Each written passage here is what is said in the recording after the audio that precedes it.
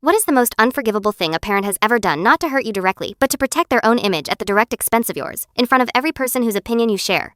My mother never apologizes. Not because she is cruel, I want to be fair about that, but because, in her version of events, she is always the misunderstood one. Memory, for her, is not a record.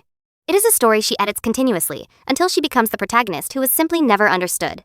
I grew up knowing this. I grew up watching her quietly rewrite small things, a tone of voice, a missed occasion, a conversation that ended badly, into versions where she bore no responsibility at all.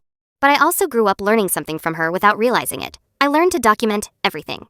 My cousin's wedding, June. 42 family members. String lights, open bar, the particular warmth of a room full of people who only see each other twice a year and are therefore on their best behavior. My mother stands up during an informal family gathering moment and tells everyone, my aunts, my grandmother, cousins I hadn't seen in 3 years, that I had fabricated a story about something that happened between us, purely, she said, to gain sympathy and create drama. In front of 40 people, calmly, like she was making a simple factual correction. 40 heads turned to look at me. Yeah, it gets worse for her. She said this, knowing she had to have known that I had every text exchange from that period saved in a folder on my phone.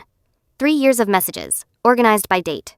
But more than that, she said this knowing I had a voice memo of the exact conversation she was now telling 40 people had never happened. The whole thing, her voice, her words, recorded on a Tuesday evening 2 years ago because something told me I would need it one day. Therefore, she stood in that room and called me a liar while the proof sat in my coat pocket. I don't respond to her directly. I don't raise my voice. I don't make a speech. I take my phone out of my coat pocket. I walk across the room to my grandmother, the most respected person in that space, the one whose opinion every person present defers to without question. I turn the volume all the way up, and I press play. My mother's voice fills the room between the centerpieces and the string lights. Every word she said 2 years ago, every word she had just told 40 people, was never said. Complete silence. 40 people, not one of them pretending to look elsewhere. She left before dessert was served. I stayed for cake, for dancing, and for a 2-hour conversation with my grandmother that changed things between us that needed to be changed.